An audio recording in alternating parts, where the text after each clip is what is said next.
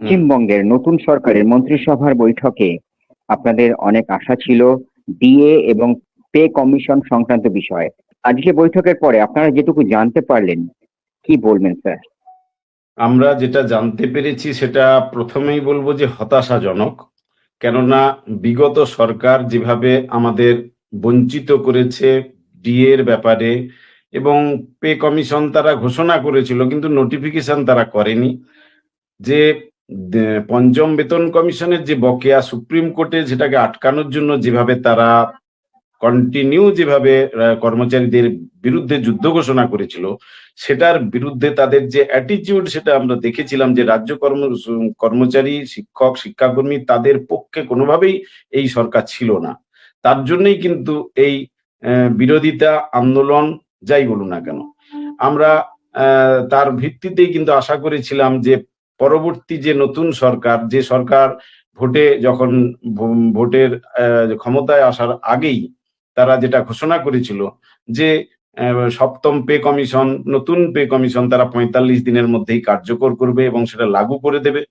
এবং তারা বলেছিলেন যে বকেয়া যে ডিএ এবং এআইসিপিআই যে অনুযায়ী যে ডিএ দেওয়ার ব্যাপারটা সেটা কিন্তু তারা কার্যকর করবে, এভাবেই তারা প্রতিশ্রুতি দিয়েছিল। তার জন্য কিন্তু কর্মচারী সমাজ তারা ঢালাও ভাবে সমর্থন জানিয়েছিল এবং পোস্টাল ব্যালটে তার যে ফল সেখানে আমরা দেখতে পাবো।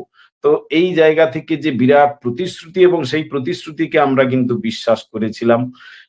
তো সে জায়গা থেকে যে ঘোষণাটা আজকে এসছে, আমি এখনো পর্যন্ত আমরা হতাশ হচ্ছি না। সময় একটু দিতে হবে। নতুন সরকার ক্ষমতায় এসেছে, আরো কিছুদিন আমরা সময় দিতে চাই, অসুবিধা কিছু নেই।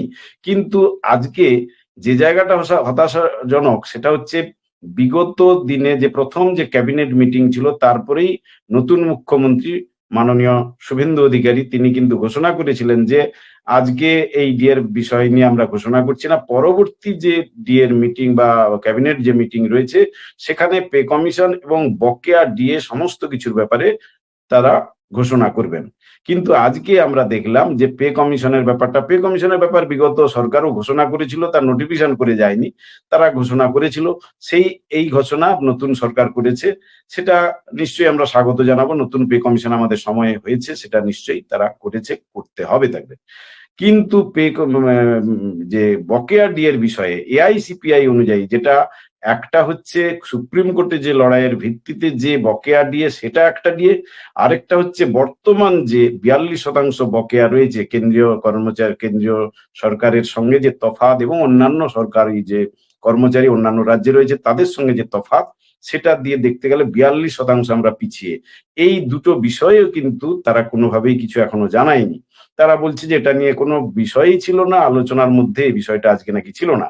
কিন্তু মুখ্যমন্ত্রী বিগত যে প্রথম যে ক্যাবিনেট মিটিং তারপরে কিন্তু বলেছিলেন যে এই দ্বিতীয় যে মিটিং সেই মিটিং থেকেই কিন্তু এই বিষয়টা পরিষ্কার ঘোষণা করবেন। ফলে এই যে জায়গাটা যেটা তারা কথা দিয়েছিলেন সেটা কিন্তু কথা রাখলেন না। এই জায়গাটা খুব হতাশা করেছে, কেননা একটা সরকারের মুখ্যমন্ত্রী যখন কথা বলেন তার দাম কিন্তু সাধারণভাবে কিন্তু লোকজনের মতো করে নয়। সে জায়গাটা কিন্তু আমাদেরকে অবাক করেছে। তবুও আমরা আবার এই সরকারের কাছে আবেদন জানাচ্ছি বা আমাদের দাবি তুলে ধরছি যে রাজ্য সরকারি কর্মচারী, শিক্ষক, শিক্ষাকর্মী বা বিভিন্ন ডিপার্টমেন্টে যেসব রয়েছে কর্মচারী, তাদেরকে বঞ্চিত করে, তাদেরকে অসম্মান করে কিন্তু একটা সরকার চলতে পারে না। বিগত সরকার যে আচরণ করেছে সেটার যেন পুনরাবৃত্তি না হয়, তারা এই জায়গাটা তারা যেন রক্ষা করেন এবং আমরা আরো কিছুদিন অপেক্ষা করতে পারি, অপেক্ষা করছি। আমরা আশা করছি তারা কিন্তু তাদের যে প্রতিশ্রুতি যা যা তারা বলেছিল তা সব রেকর্ডিং রয়েছে, সে অনুযায়ী তারা কাজ করবেন।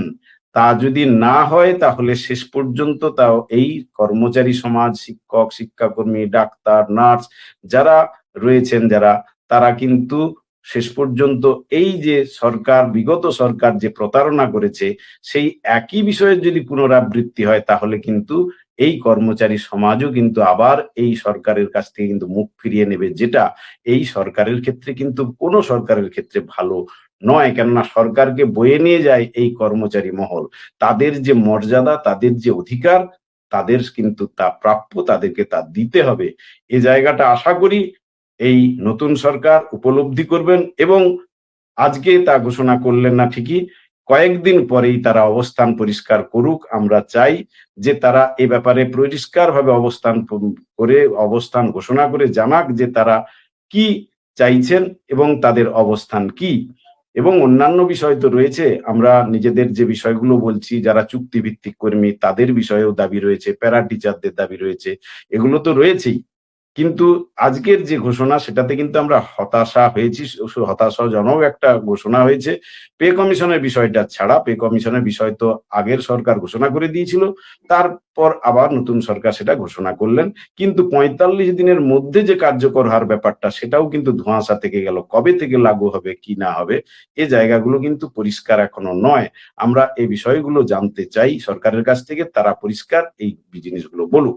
তার ভিত্তিতেই কিন্তু কর্মচারী সমাজ তারা আশ্বস্ত হবেন কি হবেন না তা নির্ভর করছে ভবিষ্যতে সরকারের দৃষ্টিভঙ্গি, তাদের কার্যকলাপের উপর।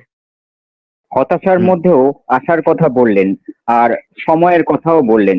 তাহলে কি ওই ৪৫ দিনের কথাই বলছেন, নাকি আরো বেশি সময় লাগলে আরো বেশি সময় অপেক্ষা করবেন এবার? সরকার তার অবস্থানটা পরিষ্কার করুক, সেটাই সবচেয়ে বড় কথা।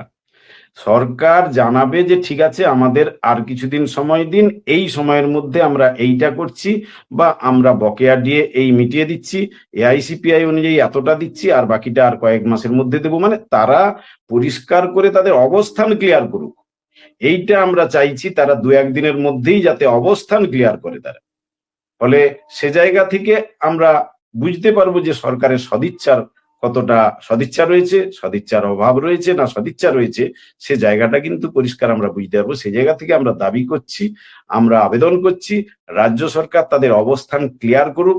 তারা ডিএ এর বকেয়া ডিএ এবং বর্তমান যে আইসিপিআই অনুযায়ী যে ডিএ বকেয়া ডিএ, তার ক্ষেত্রে তারা কি অবস্থান নিচ্ছেন, কিভাবে তারা পে করবেন, সবটাই।